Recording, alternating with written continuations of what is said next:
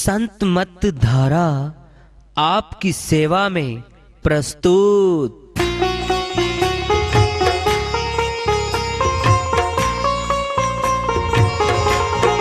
जो चाहता है प्रभु प्यारा वो आओ संत मत धारा। भक्ति भेद बता कर सारा वो कर दे भव के पारा।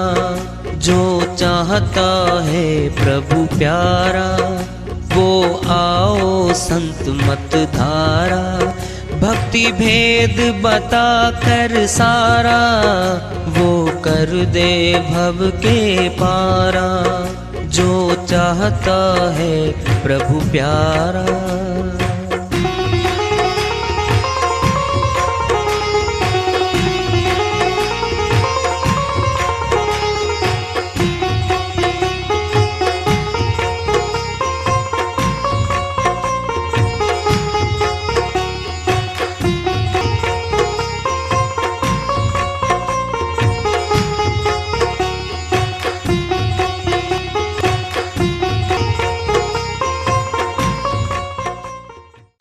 परम पूज्य सदैव स्मरणीय सदगुरु साहिब की जय हो।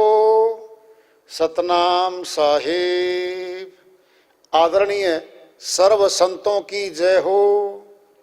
उपस्थित आदर के योग प्रभु प्रेमी एवं जिज्ञासु आत्माओं, हम सभी पूर्ण पिता परमात्मा सभी सृष्टियों के रचनहार कुल मालिक हम सबके जीवन का आधार उनकी महिमा को सुनने के लिए एकत्रित हैं। मेरी सभी से अर्ज है कि मैं कोई जगत गुरु नहीं, कोई महाराज नहीं, कोई महामंडलेश्वर नहीं। मैं केवल सभी संतों की चरणों की धूल हूँ और आपका भक्ति मार्ग में सहायक हूँ। मैं अपनी सीधी साधी टूटी फूटी भाषा में, संदुकड़ी भाषा में भक्ति भेद के गूढ़ रहस्यों को उजागर करने वाले विचार आपके समक्ष रख रहा हूँ। यदि अच्छे लगे अपनाएं, नहीं तो गैर जरूरी समझकर विसार दें। हाँ, सत्संग ही एकमात्र प्रभु प्राप्ति का विद्यालय है, विश्वविद्यालय है ये। और हम सभी सत्संग में आए हुए हैं। हम जिज्ञासु तभी तो आए हैं। हम पिछले सत्संगों से वार्ता करते चले आ रहे हैं कि चेतावनी से प्रभु प्राप्ति की ओर। इस अध्याय को, इस वार्ता को आज फिर आगे बढ़ा रहे हैं। घर घर हम सबसे कही शब्द नहीं गंवार, ते भवसागर डूब ही 184 धार। कबीर साहिब अपनी श्रीवाणी में बहुत बड़ी बात चेता रहे हैं। साहिब कहते हैं घर घर हम सबसे कही, गांव गांव शहर शहर गली गली प्रचार किया साहिब ने। 120 वर्ष शरीर में रहे हैं मनुष्य के तन में। वो कह रहे हैं मैं गली गली गया, गांव गांव गया, चेताने के लिए। सबसे कहा शब्द नहीं गंवार, मेरे शब्द को लोगों ने महत्व नहीं दिया। जो मैंने बोला चेताया, समझ जाओ, चेत जाओ, सतनाम का, सच्चे नाम का सिमरण कर लो। मानव तन मिला है, बड़ी मुश्किल से मिलता है। खूब चेताया, गली गली सबसे कहा शब्द नहीं गंवार, यानी मेरे शब्द को, मेरी आवाज को मानना ही नहीं। फिर क्या होगा ऐसे लोगों के साथ? ते भवसागर, ते मैंने वे भवसागर की धारा में जाएंगे। 184 धार, 184 की धारा में चले जाएंगे। पीड़ा, दुख, कष्ट ही है पशु खानी में। महादुख है, महादुख। और हम देखते हैं पशुओं को पीड़ा में। जंगल में वन में जब देखते हैं ना, ताकतवर जीव कमजोर वाले के पीछे भागता है, मार देता है, फाड़ फाड़ खा जाता है उसको, कोई बचाने आने वाला वहां नहीं होता। कितनी पीड़ा है 84 के तनों में, मनुष्य तन मिला है, कर्म योनि है ये। हम ऐसे कर्म करेंगे जिनका फल साथ साथ भी मिलता है, और कुछ कर्मों का फल बाद में मिलता है। और ऊंचा कर्म क्या है? बड़े भाग्य मानो स्तन पावा, सुर दुर्लभ सदग्रंथन गावा। गोस्वामी जी महाराज श्री रामचरितमानस में समझाते हुए कहते हैं, बड़े भाग्यशाली जीव आत्मा हैं जिनको आज मनुष्य तन मिला हुआ है। देवता लोग तरसते हैं इस तन को पाने के लिए, मिलता नहीं आसानी से। साधन धाम मोक्ष करी द्वारा, ये तन पा करके जिसने उस साधन को नहीं जाना, जो धाम पे ले जाता है, मुक्ति धाम ले जाने वाला साधन है। पाई ने जेही परलोक संवारा, जिसे पा करके अपने परलोक को नहीं संवारा। जीवन व्यर्थ चला जाएगा। एक दृष्टांत आता है, एक राजा होता है, वहां का जो राजा है 5 वर्ष राज्य करने को मिलता है। वहां जनता का, उस देश का कानून है 5 वर्ष ठाठ से राजगद्दी रखो, सब सुख भोग भोगो। 5 वर्ष के बाद सारी जनता इकट्ठी होके उस राजा को पकड़ के, और एक नदिया पार जंगल था, वन, उस वन में छोड़ देते थे। उसको हिंसक जानवर खा जाते थे। 5 वर्ष का थोड़ा हा सुख है और कितनी भयानक मौत है।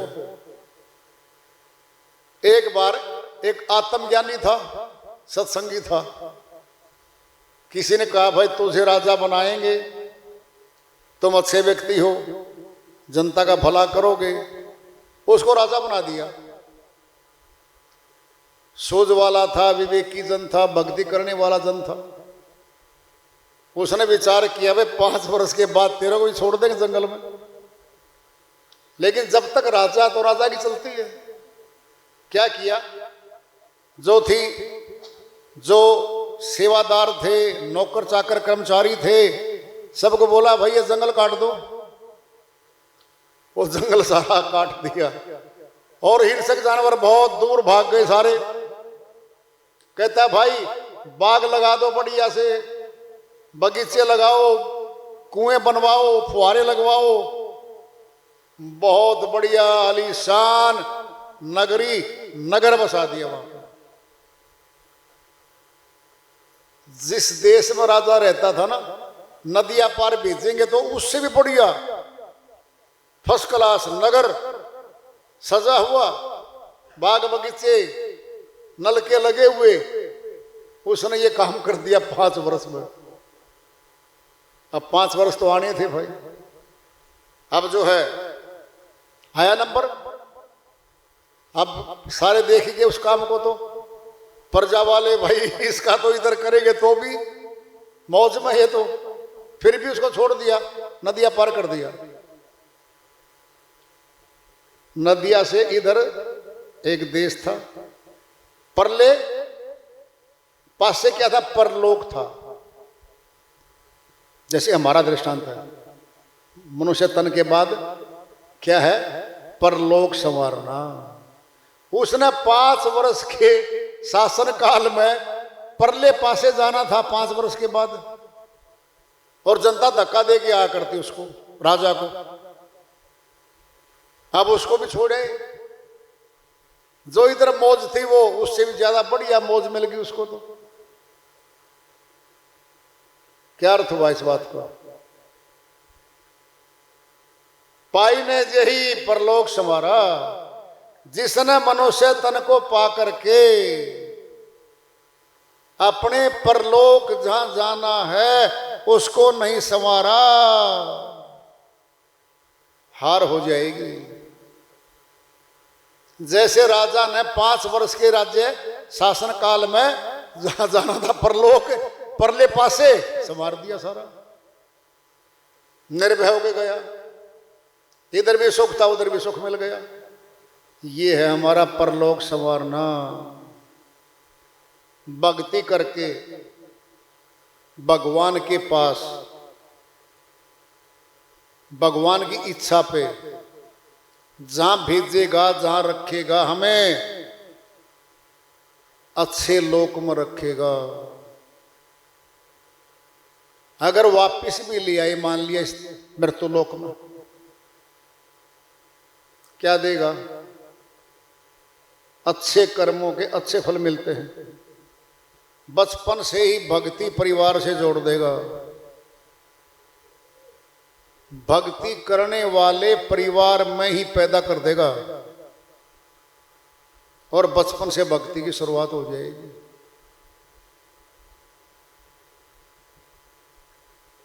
फिर क्या होगा? ज्यादा कमाई कब करेंगे हम? बचपन में कमाने लग गए हम, जवानी आने तक तो बहुत पूंजी कमा ली और वृद्धावस्था तक बहुत ज्यादा कमाई कर ली हमने। कुछ लोग भक्ति मार्ग में 50 वर्ष के बाद आते हैं, कुछ 60 वर्ष के बाद आते हैं, कुछ 70 वर्ष के बाद आते हैं, कुछ 80 वर्ष के बाद भी आते हैं। देखो तुम, एक बचपन से चला हुआ है, बचपन से जो चला हुआ है भक्ति की पूंजी उस पर ज्यादा है, जीत होती है उसकी। सबके घरों में सारे घर के सदस्य बराबर नहीं हुआ करते।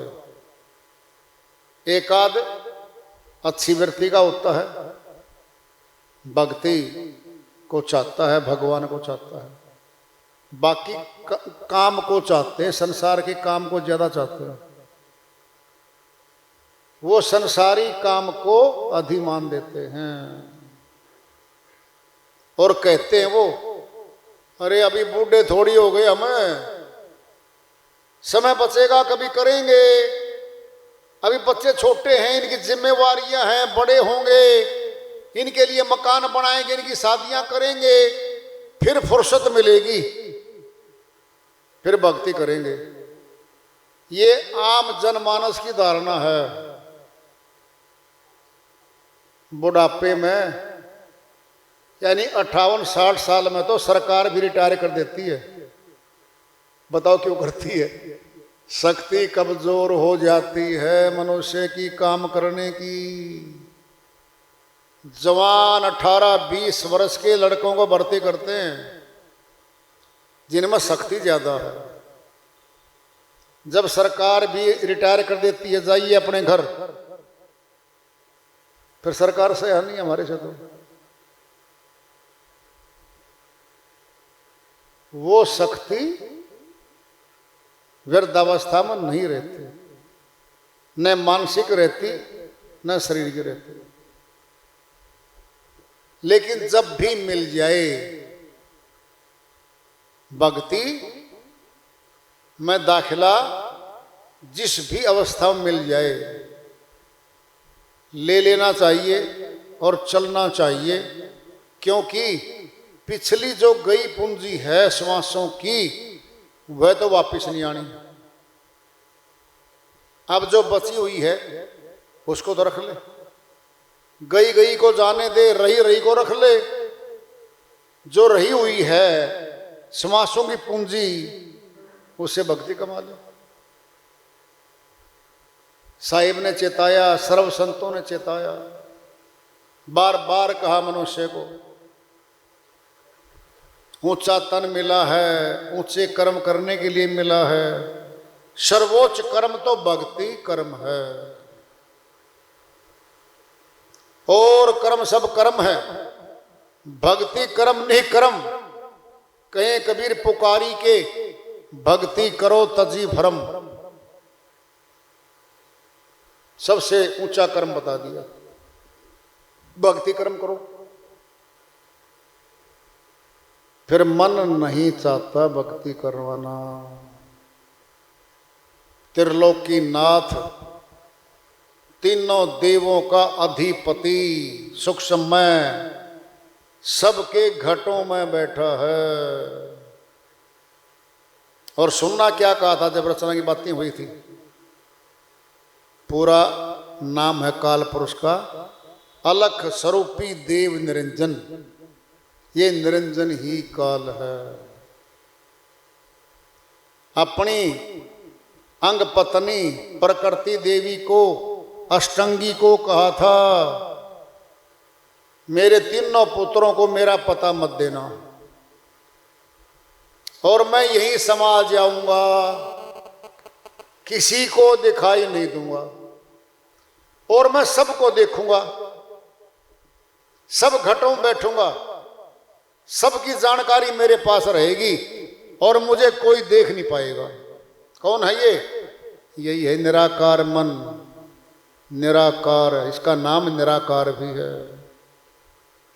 जो कोई कहे मैं मन को देखा, उसकी रूप न रेखा, पल पल में वो दिखलाए जो सपने नहीं देखा। कबीर साहिब अन्य श्रीवाणी सुझाते कहते हैं,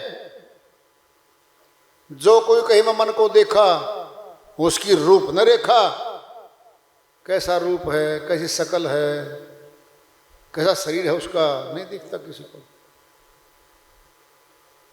पल पल में वो दिखलाए जो सपने नहीं देखा। वो दिखाता हमें, सपने में भी कल्पना नहीं हुई, वो हमारे साथ घटित होता है। कबीर यह मन मस्खरा, समझाऊं तो माने रोष। जा मार्ग साहिब मिले, चले नहीं एक भी कोस।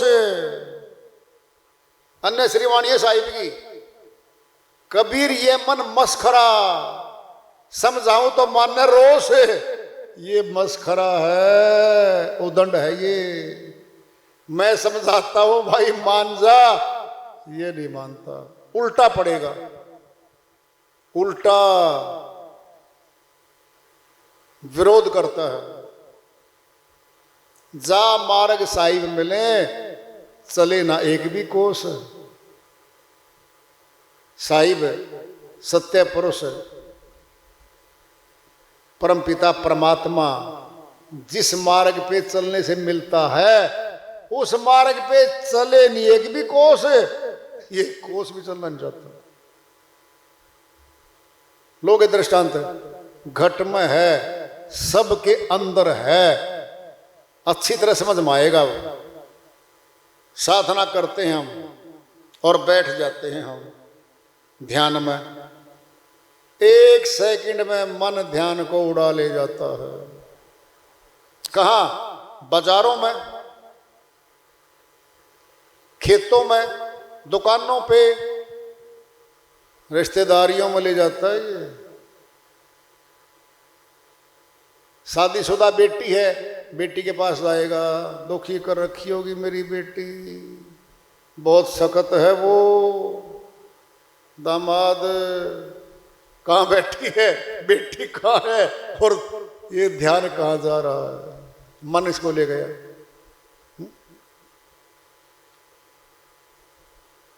एक भी मिनट टिकने नहीं देता ध्यान को, खींच के ले जाएगा। बहुत दूर आवाज आई है, 1 किलोमीटर दूर, कुछ घर में तो नहीं आ गया, कुछ ऐसा तो नहीं हो गया, हुआ कुछ नहीं है। इसको पता, आत्मा को कुछ नहीं, अपने घर में कुछ नहीं होता।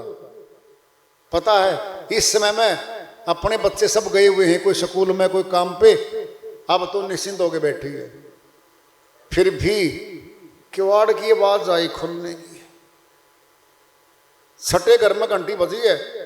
घंटी अपने तो नहीं बजी, ये मन में घंटी बज रही है।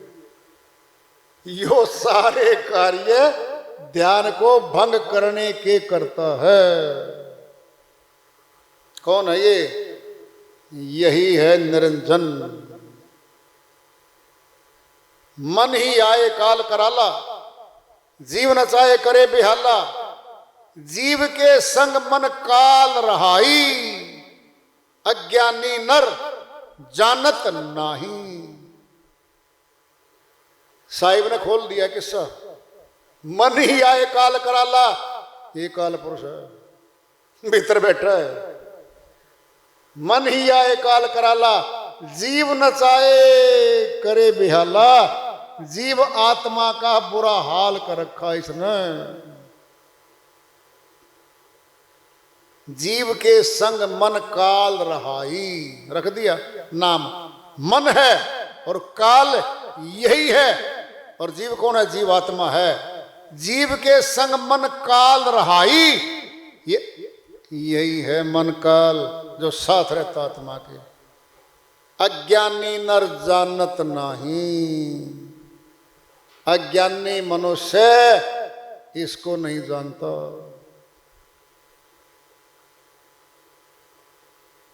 क्या ज्ञानी होने के बाद जान जाएगा? थोड़ा सा जानता है बस, केवल थोड़ा सा। जब वाणी याद आती है ना, इसको याद आता है, ये मन नहीं टिकने देता। साहिब के तो रहे ही काल ही तो है। अब प्रश्न पैदा करेगा ये अपने आप, समझ रखा, सारी बातें सुन रखी इसने। फिर भगवान जी, यो मन काल काल क्यों बनाया आपने? ध्यान में बैठे हम, बात चल रही है, फिर काल क्यों बनाया आपने? भक्ति हमारे से करवा रहे हो, फिर काल ने साथ भेज रहे हो, हम नहीं बचते फिर इससे। दोनों काम आप पे कर रहे हो, मरवाओ भी हो छुड़वाओ भी हो, हम कौन सी बात माने आपकी? आप मारने वाले हो, छुड़वाने वाले हो, कौन हो आप? सारी बातें ध्यान में उठ रही हैं, बोलता कोई नहीं है, अंदर सोच रहा है। ये भगवान जी हैं? चोर ने कहो लग जा, और साहू ने कहते हो जग जा, पकड़ ले चोर ने। दोनों काम आप पे करवा रहे हो क्या? अरे नहीं करवा रहे दोनों काम, वो तो चेता रहे हैं। रचना रच दी गई है, व्यू रचना है, ये रच दी गई है। आत्मा फंस चुकी है। आत्मा को निकालने की तरकीब बता रहे साहिब कि भाई निकलना ही पड़ेगा।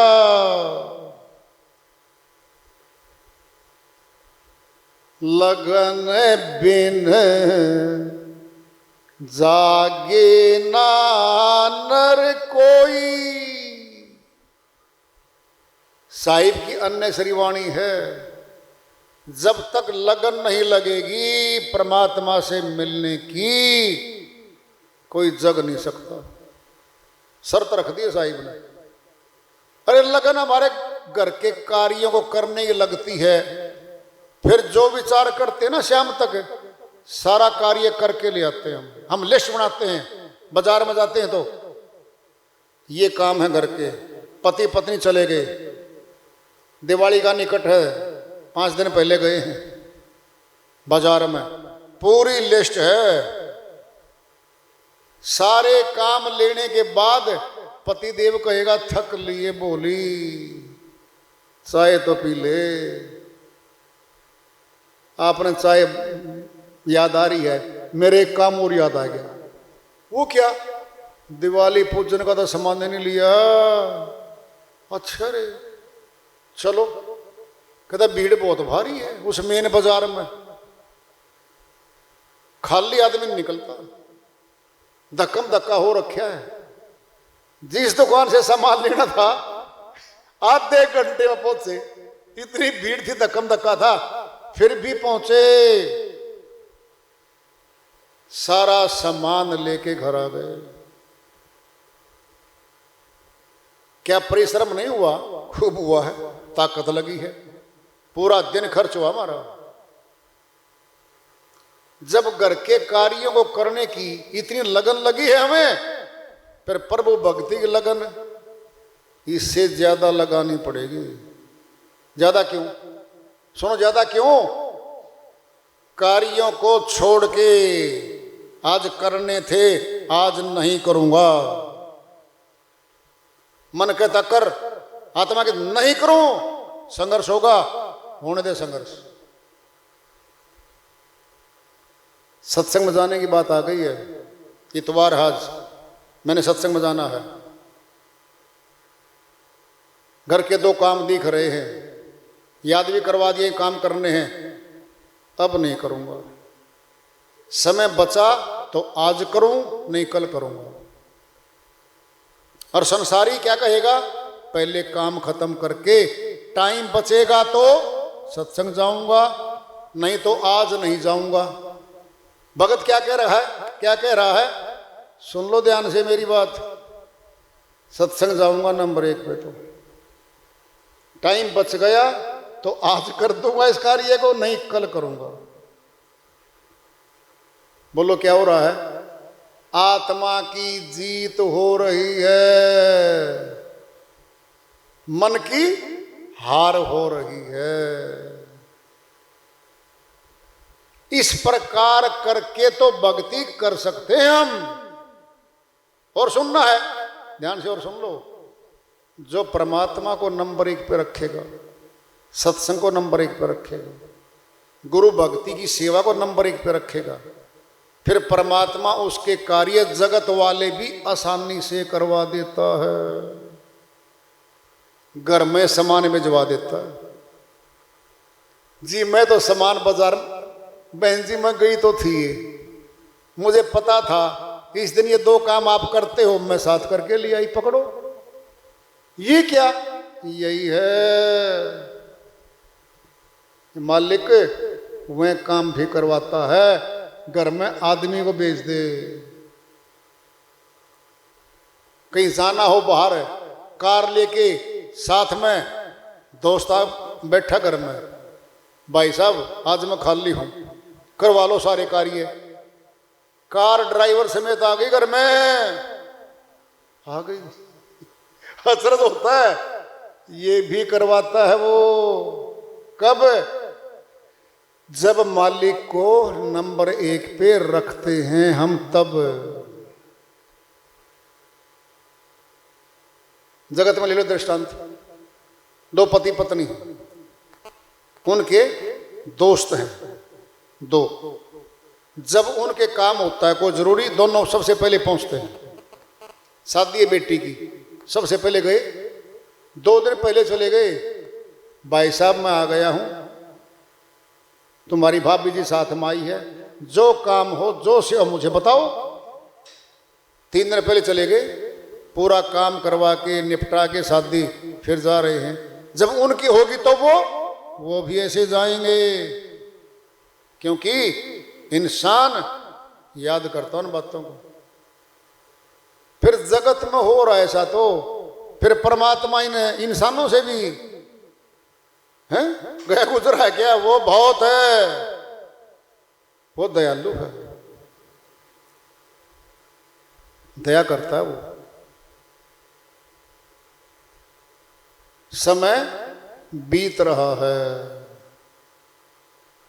चलते चलते चलते चलते हमारे साथी हमारा साथ छोड़कर जा रहे हैं, अंग संग रहते हैं, 100 वर्ष रहने की उम्मीद करते हैं, हम इकट्ठे रहेंगे।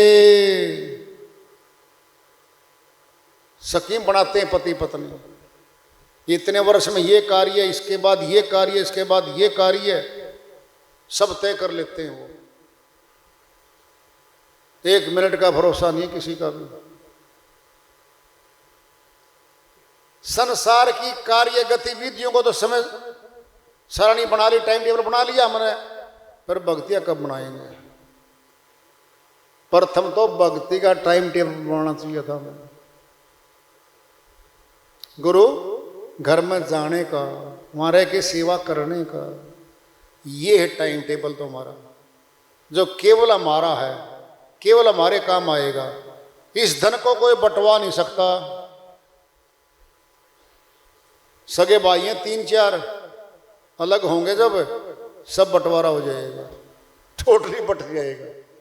खेत बटेंगे, प्लॉट्स बटेंगे, घर बट जाएंगे, सब बट जाएगा। विद्या को कोई नहीं बंटवा सकता, ये खुद की उसकी है।